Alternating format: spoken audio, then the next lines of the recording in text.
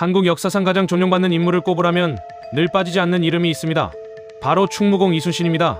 많은 사람들이 이순신 장군을 단순히 전쟁을 잘한 장수 정도로 생각합니다. 하지만 이순신이 위대한 이유는 단순히 싸움을 잘해서가 아닙니다. 그는 압도적인 전략가였고 흔들리지 않는 리더였으며 무엇보다 나라가 가장 위험할 때 끝까지 책임을 다한 사람이었습니다. 오늘은 왜 이순신이 지금까지도 최고의 영웅으로 평가받는지 이야기해보겠습니다.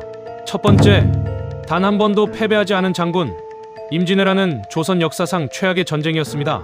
1592년 일본군은 엄청난 속도로 부산에 상륙했고 조선 육군은 연이어 무너졌습니다. 한양은 순식간에 함락됐고 나라 전체가 무너질 위기였습니다. 하지만 바다에서는 달랐습니다. 이순신이 이끄는 조선 수군은 첫 전투인 옥포해전부터 일본군을 격파합니다. 이후 사천해전, 한산도 대첩, 부산포해전 등 수많은 전투에서 연승을 이어갑니다. 놀라운 건 단 한 번도 패배하지 않았다는 점입니다. 전쟁에서 이긴다는 것도 어려운데 수년간 계속되는 전쟁 속에서 무패를 기록한 장수는 세계적으로도 드뭅니다. 두 번째, 일본군의 숨통을 끊어버린 사람. 임진왜란 당시 일본군은 육지에서 강했습니다. 하지만 일본군이 조선 땅에서 싸우려면 반드시 필요한 것이 있었습니다.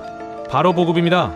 식량, 무기, 병력 증원, 이 모든 것은 일본 본토에서 배를 통해 들어와야 했습니다.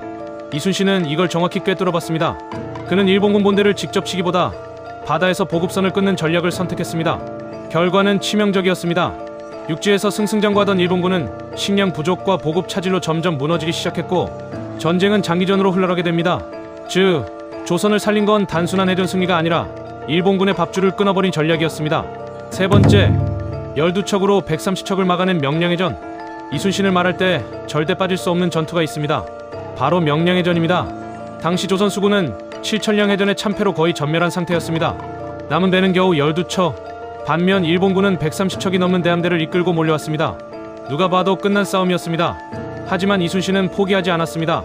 그는 울돌목의 거센 물살과 좁은 해협 지형을 이용해 일본군 대함대를 혼란에 빠뜨렸고 결국 대승을 거둡니다. 숫자로는 질 수밖에 없는 싸움을 지형과 지략으로 뒤집은 것입니다. 그래서 명량해전은 지금도 세계해전사에서 기적 같은 승리로 평가받습니다. 네 번째, 나라가 자신을 버려도 끝까지 지켰다. 사실 이순신은 적보다 내부에서 더 힘든 일을 겪었습니다. 모함을 받아 감옥에 갇혔고 장군직도 박탈당했습니다. 백의종군이라는 이름으로 평병사 신분으로 떨어지기도 했습니다. 평범한 사람이라면 억울함에 등을 돌렸을 겁니다. 나라가 나를 버렸는데 내가 왜? 라고 생각할 수도 있습니다. 하지만 이순신은 달랐습니다. 다시 나라가 위기에 처하자 아무 말 없이 돌아와 싸웠습니다. 개인 감정보다 국가를 먼저 생각했던 사람. 그래서 그는 단순한 장수가 아니라 영웅으로 남았습니다. 다섯 번째, 마지막 순간까지 승리를 생각한 남자. 1598년 노량해전. 전쟁의 마지막 대규모 전투였습니다. 이순신은 전투 도중 적의 총탄을 맞고 쓰러집니다. 하지만 그는 마지막까지 이렇게 말했습니다. 싸움이 급하니 내 죽음을 알리지 말라. 자신의 죽음이 알려지면 군사들의 사기가 떨어질 것을 걱정한 것입니다.